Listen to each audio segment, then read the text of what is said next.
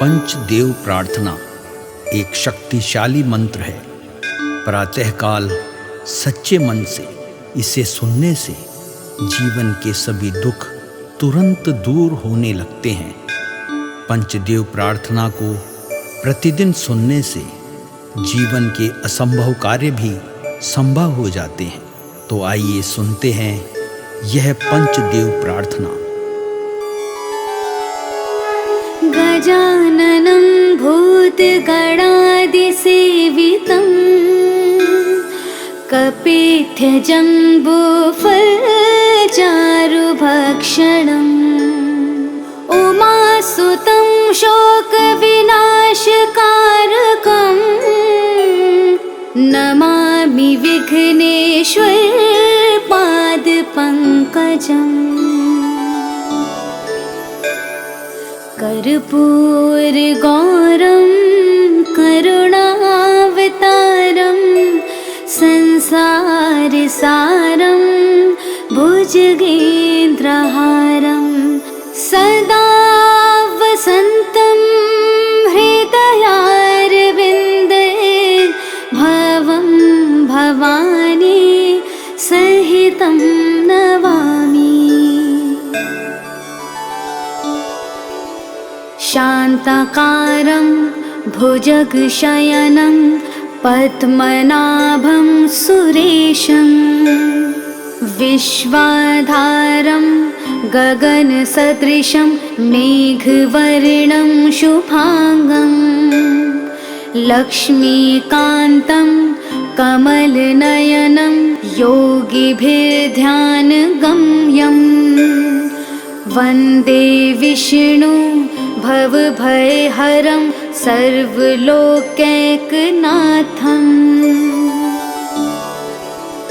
नीलाम्बुजश्यामलकोमलाङ्गं सीतासमारोपितवामभागं पाणो महासायकचारुचापं नमामि रामं रघुवंशनाथम्। मनोजवं मारुततुल्यवेगं जितेन्द्रियं बुद्धिमतां वरिष्ठं वातात्मजं वानुरयोधमुख्यं श्रीरामदूतं शरणं प्रपद्ये। करारविन्देन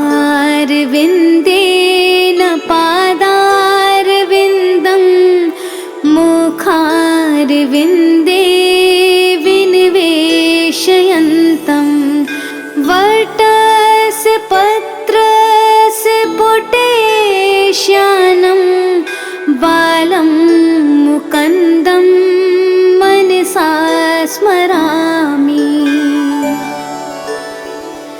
या देवी सर्वभूतेषु शक्तिरूपेण संस्थिता नमस्तस्यै नमस्तस्यै नमस्तस्यै नमो नमः।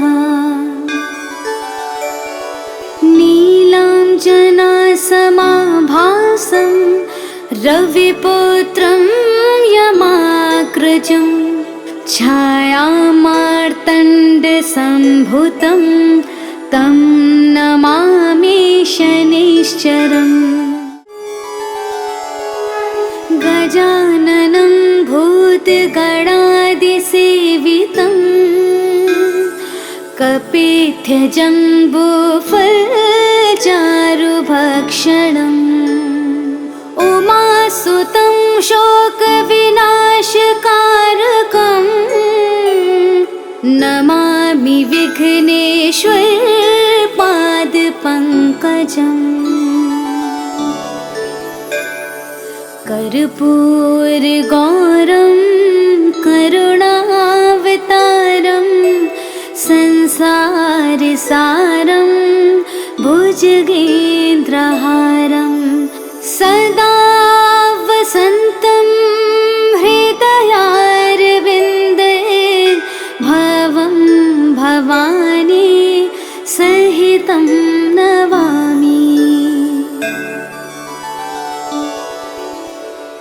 शान्ताकारं भुजगशयनं पद्मनाभं सुरेशं विश्वाधारं गगनसदृशं मेघवर्णं शुभांगं लक्ष्मीकान्तं कमलनयनं योगिभिर्ध्यानगम्यं वन्दे विष्णु भवभयहरं सर्वलोकैकनाथम्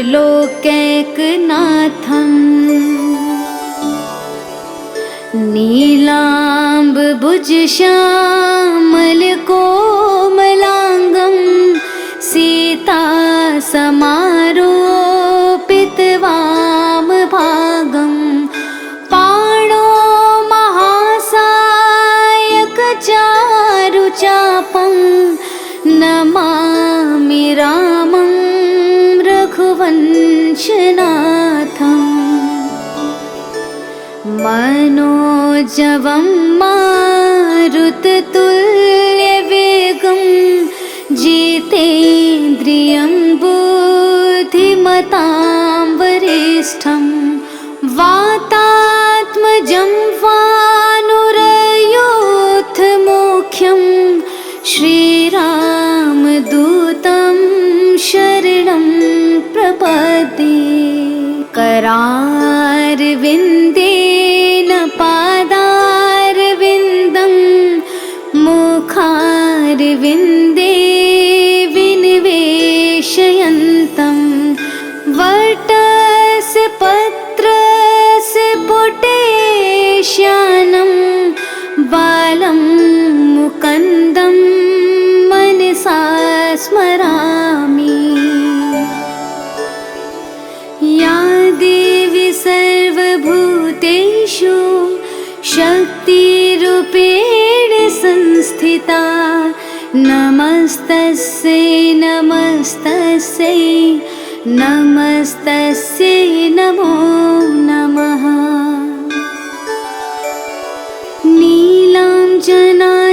नीलाञ्जनासमाभासं रविपुत्रं यमाग्रजं छायामार्तण्डसम्भुतं तं नमामि शनैश्चरम्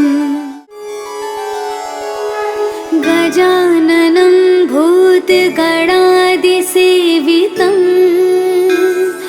कपित्थजम्बूफलचारुभक्षणम् उमासुतं शोकविनाशकारकं नमामि विघ्नेश्वरपादपङ्कजम् कर्पूरगौरं करुणावतारं संसारसारं भुजगेन्द्रहारं सदा वसन्तं हृदयारविन्दे भवं भवानी सहितं नमामि। शान्ताकारं भुजगशयनं पद्मनाभं सुरेशं विश्वाधारं गगनसदृशं मेघवर्णं शुभांगं लक्ष्मीकान्तं कमलनयनं योगिभिर्ध्यानगम्यं वन्दे विष्णु भवभयहरं सर्वलोकैकनाथम् नीलाम्बुजश्यामलकोमलाङ्गं सीतासमारोपितवामभागं पाणो महासायकचारुचापं नमामि रामं रघुवंशनाथम् मनोजवं मारुततुल्यवेगं जितेन्द्रियं धीमतां वरिष्ठं वातात्मजं वानुरयोऽथ मुख्यं श्रीरामदूतं शरणं प्रपद्ये करारविन्देन पादारविन्दं मुखारविन्दे विनिवेशयन्तं वटस्य पत्रस्य पुटेश्यानं बालं मुकुन्दं मनसा स्मरामि। या देवी सर्वभूतेषु शक्तिरूपेण संस्थिता नमस्तस्यै नमस्तस्यै नमस्तस्यै नमो नमः। नीलाञ्जनासमाभासं रविपुत्रं यमाग्रजं छायामार्तण्डसम्भुतं तं नमामि शनैश्चरम्। गजाननं भूतगणादिसेवितं कपित्थजम्बूफलचारुभक्षणम् उमासुतं शोकविनाशकारकं नमामि विघ्नेश्वरपादपङ्कजम्। कर्पूरगौरं करुणावतारं संसारसारं भुजगेन्द्रहारं सदा वसन्तं हृदयारविन्दे भवं भवानी सहितं नमामि। शान्ताकारं भुजगशयनं पद्मनाभं सुरेशं विश्वाधारं गगनसदृशं मेघवर्णं शुभांगं लक्ष्मीकान्तं कमलनयनं योगिभिर्ध्यानगम्यं वन्दे विष्णु भवभयहरं सर्वलोकैकनाथम्।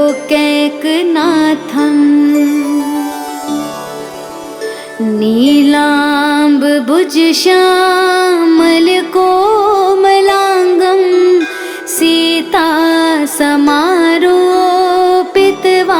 सीतासमारोपितवामभागं पाणो महासायकचारुचापं नमामि रामं रघुवंशनाथम्। मनोजवं मारुततुल्यवेगं जितेन्द्रियं बुद्धिमतां वरिष्ठं वातात्मजं वानुरयोऽथ मुख्यं श्रीरामदूतं शरणं प्रपद्ये करारविन्देन पादारविन्दं मुखारविन्दे विनिवेशयन्तं वटस्य पत्रस्य पुटेश्यानं बालं मुकुन्दं मनसा स्मरामि। या देवी सर्वभूतेषु शक्तिरूपेण संस्थिता नमस्तस्यै नमस्तस्यै नमस्तस्यै नमो नमः। नीलाञ्जनासमाभासं रविपुत्रं यमाग्रजं छायामार्तण्डसम्भुतं तं नमामि शनिश्चरम्। गजाननं भूतगणादिसेवितं कपित्थजम्बूफलचारुभक्षणम्। उमासुतं शोकविनाशकारकम् नमामि विघ्नेश्वर पादपङ्कजम्। कर्पूरगौरं करुणावतारं संसारसारं भुजगेन्द्रहारं सदा वसन्तं हृदयारविन्दे भवं भवानी सहितं नमामि।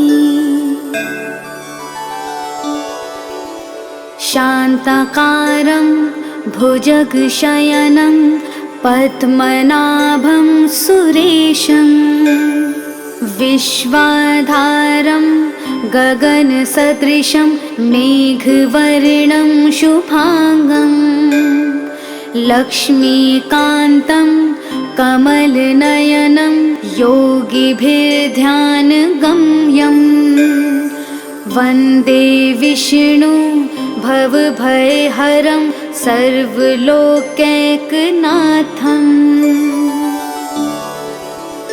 नीलाम्बुजश्यामलकोमलाङ्गं सीतासमारोपितवामभागं पाणो महासायकचारुचापं नमामि रामं रघुवंशनाथम्।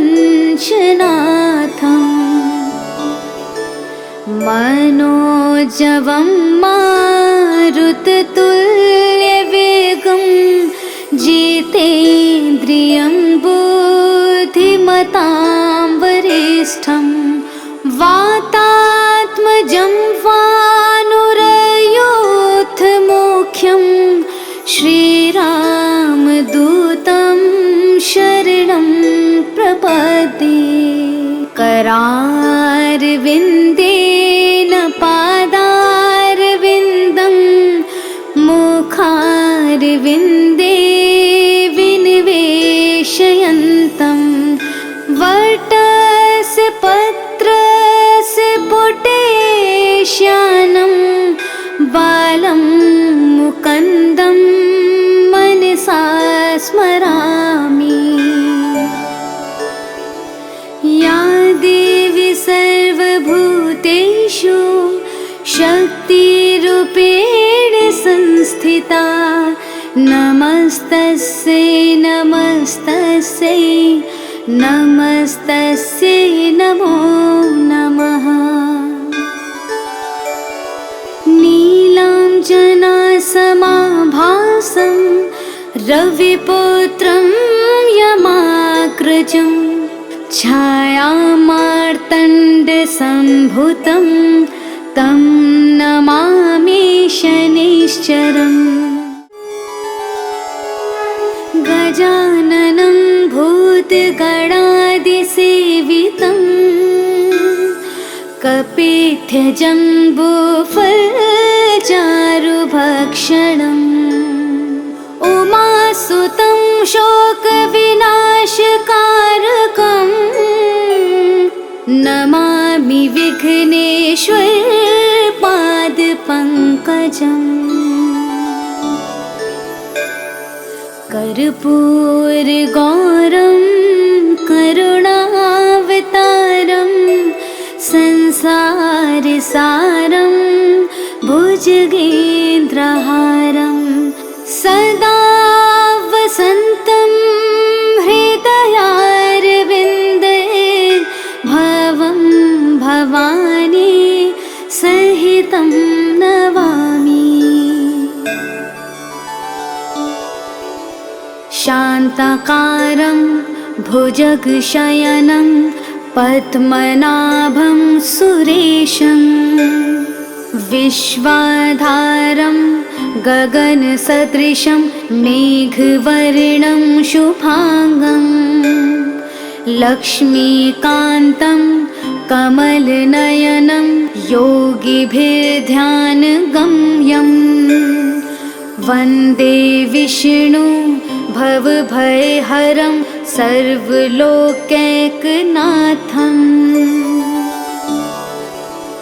नीलाम्बुजश्यामलकोमलाङ्गं सीतासमारोपितवामभागं पाणो महासायकचारुचापं नमामि रामं रघुवंशनाथम् मनोजवं मारुततुल्यवेगं जितेन्द्रियं बुद्धिमतां वरिष्ठं वातात्मजं वानुरयोधमुख्यं श्रीरामदूतं शरणं प्रपद्ये करारविन्देन पादारविन्दं मुखारविन्दे विनिवेशयन्तं वटस्य पत्रस्य पुटेश्यानं बालं मुकुन्दं मनसा स्मरामि। या देवी सर्वभूतेषु शक्तिरूपेण संस्थिता नमस्तस्यै नमस्तस्यै नमस्तस्यै नमो नमः। नीलाञ्जनासमाभासं रविपुत्रं यमाग्रजं छायामार्तण्डसम्भुतं तं नमामि शनैश्चरम् गजाननं भूतगणादिसेवितं कपित्थजम्बूफलचारुभक्षणम् उमासुतं शोकविनाशकारकं नमामि विघ्नेश्वरपादपङ्कजम् कर्पूरगौरं करुणावतारं संसारसारं भुजगेन्द्रहारं सदा वसन्तं हृदयारविन्दे भवं भवानी सहितं नमामि। शान्ताकारं भुजगशयनं पद्मनाभं सुरेशं विश्वाधारं गगनसदृशं मेघवर्णं शुभांगं लक्ष्मीकान्तं कमलनयनं योगिभिर्ध्यानगम्यं वन्दे विष्णु भवभयहरं सर्वलोकैकनाथम्